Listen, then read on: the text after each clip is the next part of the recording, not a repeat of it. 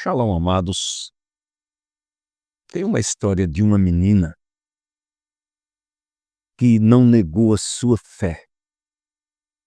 A Bíblia fala no livro de 2 Reis, capítulo 5, sobre a história de Naamã. Mas eu preciso colocar junto com a história de Naamã a fé dessa menina. A Bíblia diz que Naamã era um homem líder do exército do rei da Síria e era um homem respeitado, de muito respeito.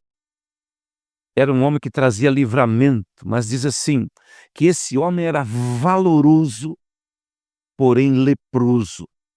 A lepra é uma sujeira que pode ser escondida pela sua maneira até de você se vestir. A Bíblia diz que as tropas da Síria saíram em uma batalha contra Israel, né? E levaram alguns cativos, e foi levada uma menina, que agora servia na casa do seu senhor. E quem está perto da gente vê todo o nosso comportamento, vê as nossas lepras. Essa menina vai e chama a senhora dela. Ele diz, tomara que o meu senhor estivesse diante do profeta Eliseu, que está em Samaria, e ele o restauraria da sua lepra. Então, quando o leproso chega em casa da Naamã, ela notificou o seu senhor dizendo, assim falou a menina que é da terra de Israel. Então agora ele comunicou o rei, arrumou cartas, valores, para ir em busca do profeta. Ele foi em busca do profeta. E quando ele chega no rei de Israel, lá no versículo 7, ele coloca, eu vim buscar a cura da minha lepra. Israel estava debaixo de juízo, sujeira, pecado, idolatria. Sabe o que aconteceu? O rei se indignou, rasgou suas roupas, ficou com medo. Chega o exército de um militar de autoridade que estava oprimindo Israel. E ele diz assim, eu não sou Deus. Você veio aqui para me matar. Ele entrou em desespero. Só que o profeta Eliseu ouviu. Versículo 8 diz assim, sucedeu, porém, que ouvindo Eliseu, o homem de Deus, que o rei de Israel rasgasse as suas vestes, mandou dizer ao rei, por que você rasgou suas vestes? Deixa vir a mim, e saberá se há profeta em Israel. E veio, pois, Naamã com seus soldados, seus carros, as pessoas todas, e parou diante da casa de Eliseu. Então Eliseu mandou um mensageiro dizendo, vai e lava-te, batiza-te no Jordão, né?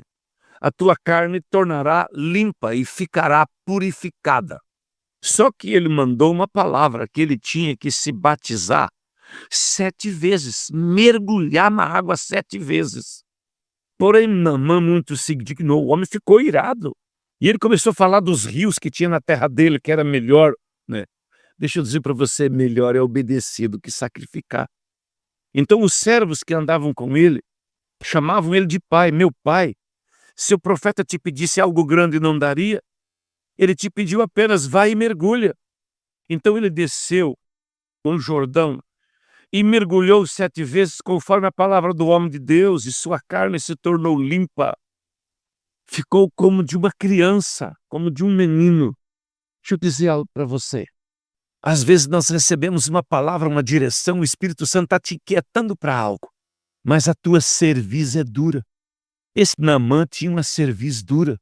Quando ele ouviu uma palavra que ele tinha que se humilhar, ele entrou em crise, porque ele foi desafiado a se humilhar. Descer numa água, talvez era tempo de enchente, descendo aquela água escura, amarelada ou vermelha, mas ele não estava querendo.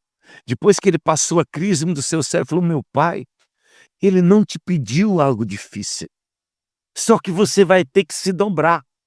Você vai ter que se render à palavra de uma autoridade. Você não está compreendendo que o desígnio de Deus tem um caminho, se render, se dobrar, obedecer, caminhar. Às vezes as coisas são simples. Talvez você esteja passando por uma situação de dificuldade ou de uma situação na tua vida que não muda.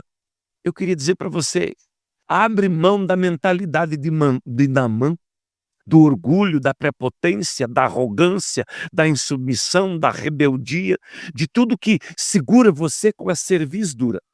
Provérbios 29:1 diz que o homem que for repreendido muitas vezes, endurecer a seu serviço, será ferido sem que haja cura. Nós encontramos tantas pessoas em lugar de desespero e não conseguem se dobrar diante da palavra de Deus. Deixa eu dizer uma coisa para você. Quanto tempo tu tem com esse livro? Se você não tem tempo para a Bíblia, tu não tem tempo para Deus.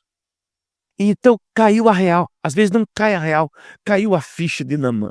Desceu no rio, entrou no rio e mergulhou.